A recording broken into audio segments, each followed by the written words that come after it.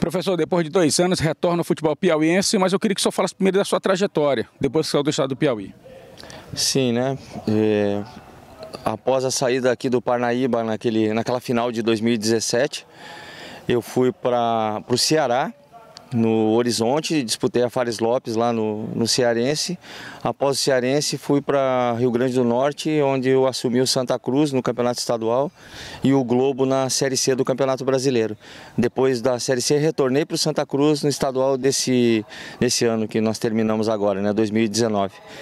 Retornar ao futebol piauiense, professor, tem um significado especial? Tem, né? Porque sempre vai ter. Porque o estado do Piauí foi que me abriu as portas do Nordeste brasileiro. Em 2013, quando eu assumi a equipe do Piauí Esporte Clube, foi a minha primeira oportunidade no Nordeste, saindo lá do sul do Brasil, do estado do Paraná. Ninguém me conhecia e a partir dali eu tenho sempre tido grandes oportunidades aqui na região Nordeste e agradeço isso, claro, ao estado do Piauí, principalmente, que foi onde eu comecei. Vendo o Campeonato Piauiense agora com 8 equipes, professor, eu queria que o senhor destacasse o Campeonato Piauiense e esse calendário que tu vai ter pela frente. O que mais me motivou a retornar ao estado do Piauí, especificamente na equipe do Altos, foi o calendário.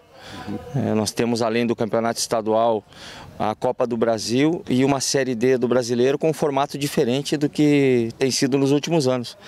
É um campeonato mais longo, com mais jogos, e isso nos dá mais meses de trabalho, tanto para a comissão técnica quanto para os jogadores. Então esse foi o principal motivo, né? O que mais me motivou a retornar ao estado do Piauí. Hoje o estado do Piauí tem como meta tirar o nosso futebol da 4ª divisão. Passa a ser também um grande desafio para o técnico Fernando Tonê? A gente fala agora no campeonato estadual, né? O primeiro desafio que nós temos é buscar novamente uma decisão de campeonato estadual, como o Altos vem fazendo nesses últimos anos. Tentar uma segunda fase da Copa do Brasil, que está próxima, já no próximo mês. Mas como o contrato que eu assinei com o clube, ele vai até o final da Série D do Brasileiro, então num segundo momento, aí sim passa a ser um grande objetivo colocar o time do Altos na Série C do Campeonato Brasileiro, onde o estado do Piauí não tem nenhum representante. Por etapas, o Campeonato Piauiense, professor, como é que o senhor qualifica ele? É um campeonato difícil, um campeonato regular, um campeonato médio? Não existe campeonato fácil.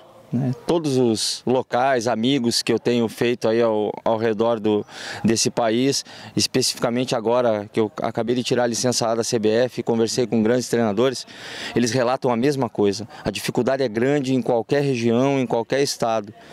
Então, o campeonato estadual acredito que vai ser difícil, muito mais do que foi o campeonato passado, onde tinha apenas 6 equipes e não havia rebaixamento.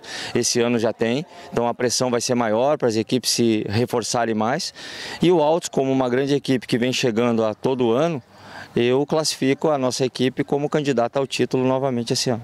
O Altos tem um time experiente e um time mesclado, juventude com experiência? Tem um time mesclado, né? É o que eu costumo sempre priorizar nas equipes por onde eu passo. Uma equipe mesclada, onde a juventude é agregada à experiência de jogadores mais velhos, é uma das chaves para a gente fazer um bom campeonato. Em poucas palavras, o Campeonato Piauiense para Fernando Tonê. Uma alegria de voltar a esse estado, onde eu tive a oportunidade de fazer uma final com o Parnaíba e agora aqui no Altos. Alegria. Certo, professor, só mudando de tema, mas falando de futebol, na sua área, como técnico de futebol, criou uma certa polêmica em relação ao nome do técnico Jorge Jesus. Ele deixou em xeque-mate os treinadores brasileiros ou soou que ele foi mais um aprendizado para o nosso futebol?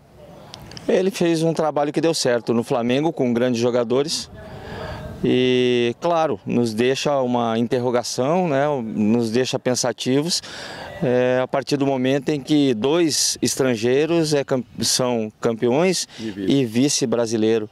Então há que a gente pensar um pouquinho no que nós estamos fazendo para que a gente consiga também esse espaço no mercado internacional, como os estrangeiros estão vindo para cá. Um caso raro ou mérito dele, usar os jogadores em todos os jogos sem poupar em nenhuma partida? Não é questão de caso raro, nem de mérito dele, né? É uma filosofia implantada, onde cada um tem uma forma de analisar. Eu, particularmente, Sempre gostei dessa forma com que ele faz, de não poupar jogadores. Eu procuro, na medida do possível, poupar os jogadores durante os treinamentos, mas em jogos, se eu puder, se eu tiver a condição, eu também jogaria sempre com os mesmos jogadores, no caso, os titulares que estiverem melhor naquele momento.